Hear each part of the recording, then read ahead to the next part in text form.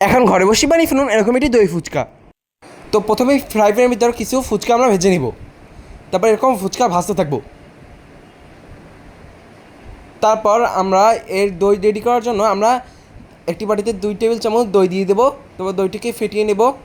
তারপর একটুখানি লবণ, একটুখানি বিট লবণ, একটুখানি চিনি দিয়ে আবার ফাটিয়ে নেব অথবা মিশিয়ে নেব।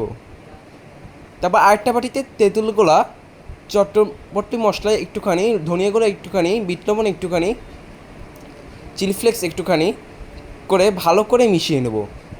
তারপর আমরা এর পুর বানানোর জন্য একটি সেদ্ধ আলু নেব। তারপর চটপটির ডাল দিয়ে দেবো। চটপটি ডালের ভিতরে আমরা সেদ্ধ আলু দেবো। তারপর 1 চামচ জিরার গুঁড়া, 1 চামচ লবণ, মানে অথবা সামান্য পরিমাণ লবণ নেবেন স্বাদ অনুযায়ী। তারপর একটুখানি কাঁচামরিচ কুচি, তারপর 1 বাটি পেঁয়াজ কুচি, তারপর 1 বাটি ধনিয়া পাতা কুচি, তারপর 1 চামচ চটপটির মশলা, তারপর 1 চামচ বিট লবণ নিয়ে ভালো করে আমরা মিশিয়ে নেব।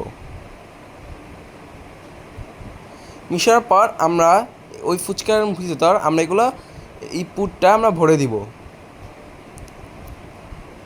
তারপর আপনার বাটিতে তো ওই যে টকটা বানিয়েছিলাম ওই টকটা দিয়ে দেবো। তারপর ওই প্রথমে যে আমরা দই বানিয়েছিলাম ওইটা দিয়ে দেবো। ব্যাস হয়ে গেল আমাদের এই দই ফুচকা। যদি ভালো লাগে তাহলে চ্যানেলটি অবশ্যই লাইক অ্যান্ড সাবস্ক্রাইব করে পাশে থাকবেন। দেখা হবে পরবর্তী ভিডিওতে। আসসালামু আলাইকুম।